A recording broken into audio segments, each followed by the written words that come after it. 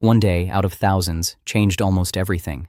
The rest blur together behind it, ordinary, easy to forget, and somehow they barely seem to count. Think of the one thing that set the course of a whole stretch of your life. A meeting, a decision, a piece of luck, a single failure. It took almost no time at all. Around it sit thousands of ordinary days, much alike, and you can barely tell them apart. The big moments are rare. They are also the ones that decided where you ended up. And yet, when you plan, you reach for what happens often. The daily, the routine, the things you can count on to show up again. The rare events get pushed aside, filed under once in a lifetime, treated as too uncommon to plan around. It seems reasonable. There is little sense in building your whole life around something that almost never comes. So you weigh the world by how often things happen, and the rare gets the smallest place. Line the events up and sort them by how often they happen. The common ones crowd the front, large and familiar. The rare one sits far out at the edge, small, easy to miss, a footnote. And it looks settled until a quieter question slips in. You sorted everything by how often. You never once asked how much each one actually did. The footnote at the edge, the rare event, how big was it when it finally landed? Stay with that sorting for a moment, because it is the one you trust without noticing. Every event laid out by how often it comes around. The things that happen daily stand tall and bright, right where your attention falls. The things that happen once in many years shrink down and drift to the far edge, dim, almost nothing. This is the inner ranking you carry everywhere. Frequent means important. Rare means small. And from inside it, the rare event truly does look like the least of your worries, a faint mark off to the side, while the busy common middle takes all the room. Nothing here yet tells you how much any one of them is worth. Now bring in the thing you're sorting left out. Give every event a second measure, running the other way. Not how often it happens, but how much it does when it does. How far it moves things.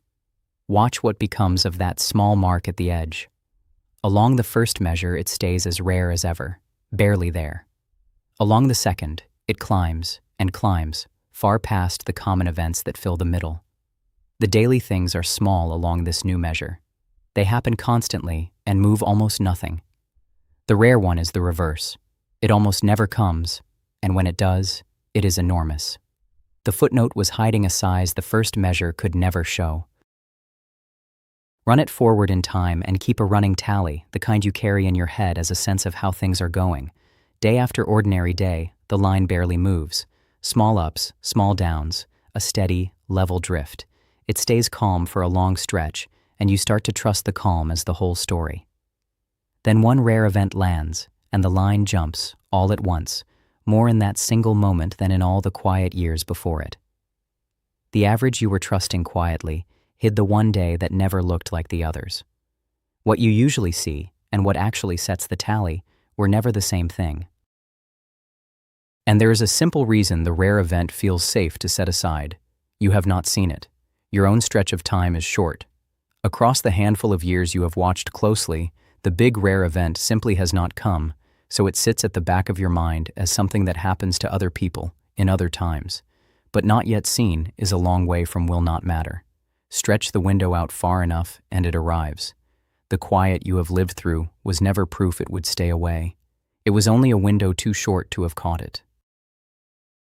So put the two measures together, because only the two of them at once tell the truth. How often an event happens and how much it does when it happens. Take each event and give it a single honest worth, its chance multiplied by its size.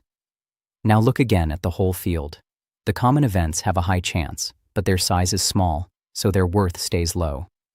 Hold the rare event's chance exactly where it is, almost nothing, and let its size grow.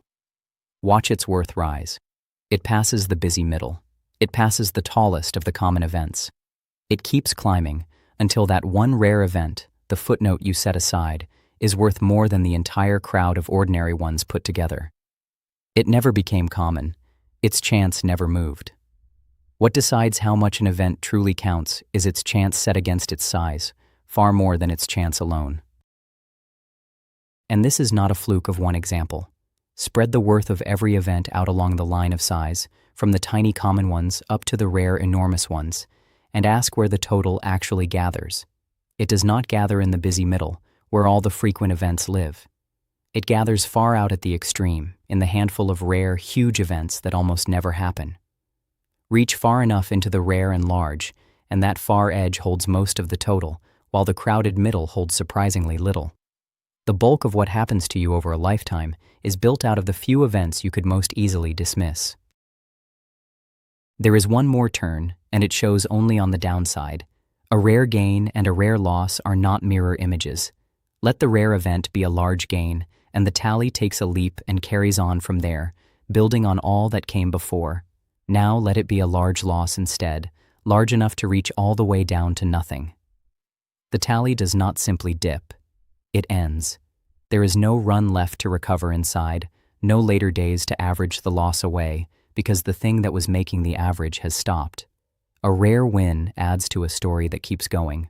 A rare loss can close the book, which is why a downside you may never once see can still be the one most worth guarding against. Pull all of it into one picture. A chance, often tiny, a size, sometimes enormous, and the two multiplied together into a single worth that decides how much the event really counts in the end. You have been watching this one thing under every example, with no word for it. Now the word settles onto the picture. How much an event truly counts is its chance times its size. Call that its contribution. The chances never changed. What you had been missing all along was how much each rare event was set to add. Now hold the two ways of seeing at once and move between them. Look by how often, the way you always have, and the rare event is nothing, a mark at the edge you would never plan around. Look by how much it counts instead, its chance against its size, and the very same event turns into the one that decides where you land. One event, two readings, and the gap between them is the whole story. It was there in the tally that stayed flat until the single jump. It was there in the total that gathered far out at the extreme. It was there in the loss that could close the book. Every step was the same gap between how often a thing happens and how much it does when it does. You had been ranking your whole world by the first, while the second was quietly setting the result. Now take both together and work them at once, the chance and the size. Put your hands on both and keep your eye on the one reading that matters, how much of the final result this single rare event is set to hold. Pin its chance exactly where it stuns you, almost never, and do not touch it again. Now let the size run up. The reading begins to climb. It passes the common events. It passes the whole busy middle. It settles hard near the top, holding most of the result, while the chance sits untouched at almost never the entire time. It almost never happens, and it decides almost everything.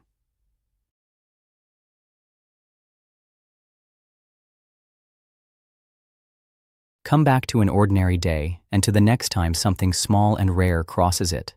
Something is different now. As it arrives, its other measure comes with it, the size it could reach, settling in quietly behind it. You are not forcing the thought, it just shows up on its own. A rare event stops reading as a thing too uncommon to bother with and starts reading as what it is, small in how often, but waiting to be large in how much. You still feel how unlikely it is.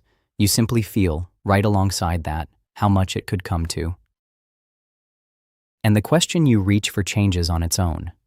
The old one was, how often does this happen? And it sent the rare event straight to the back of the line. Now something else comes first. Before you set a rare event aside, you find yourself asking how much it would do if it came, and whether its downside is the kind you could recover from, or the kind that ends the run. You are not bracing for disaster and not chasing the rare big win. You are weighing each event by how much it truly counts, not by how often it shows up. The rare ones simply stop being footnotes. Let the whole picture stand together now, and hold it. The events sorted by how often, the common ones filling the middle. The second measure of size the sorting hid, the single worth that re-ranks them all, chance against size, the total gathering far out at the extreme, and the rare loss that could close the book. Hold them at once, and you can see why the rare event feels like a footnote, and why that feeling gives away most of what matters. How often was never how much.